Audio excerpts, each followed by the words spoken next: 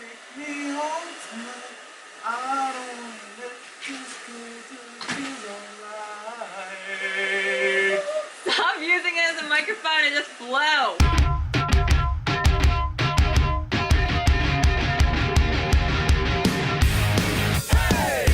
Welcome back to Behind a Short. I'm your host Wesley Malott, and today we're going to show you two different ways to do a slit throat effect for your short film.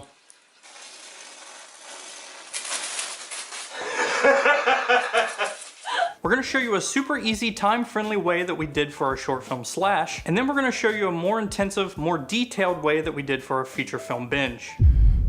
You want the hard way or the easy way first?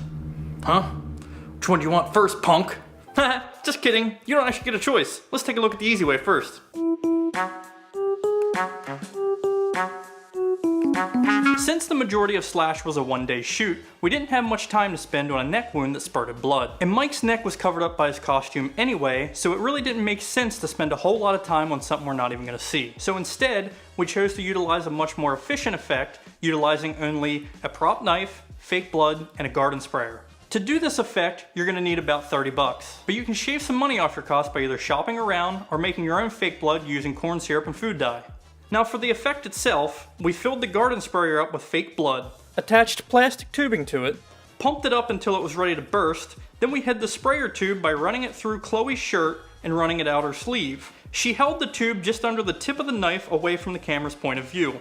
In her other hand, she held the trigger for the garden sprayer and timed it up with her swing. So she would hit the trigger just as the knife was crossing Mike's neck. Chloe's timing was really good, but the blood did come out just a few frames before the knife crossed the neckline. So in the edit, we took out those frames where you can see the blood coming out before the knife crosses. This can also help to create a much more violent slashing motion.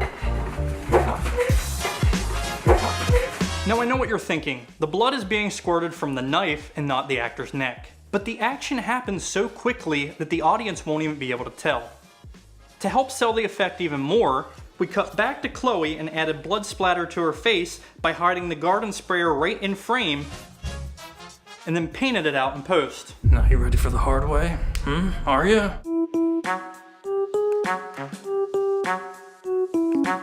For this approach, we're going to actually see the blood coming out of the actor's neck, so we're going to need a little bit more time and money. Our first step is we're going to create a mold of our actor's neck out of liquid latex.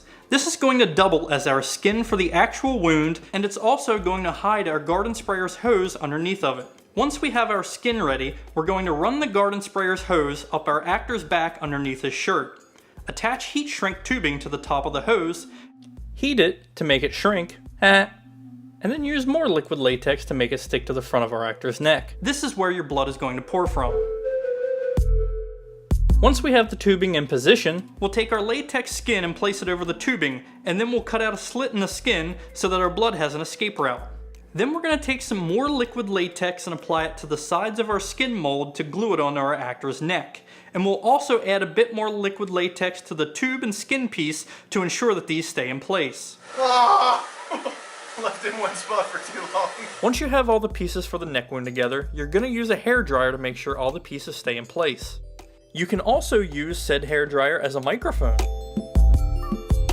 Once we're finished with that step, we'll take our makeup and blend in our wound piece to the color of our actor's skin. After that, we pump the garden sprayer full of blood, time up the slit, hide any visible wound with our prop knife, then release and let the blood fly!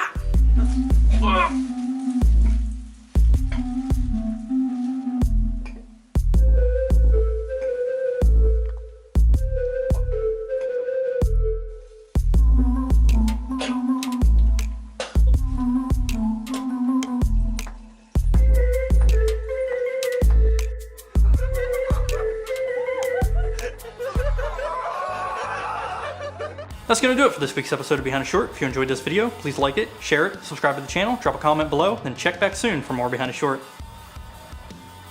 Bam! Dunzo! I just did a split trying to jump in the frame like that.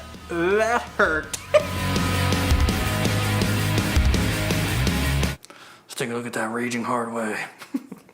Chloe's timing was really good, but the blood did come out just a few frames before the knife Chloe's.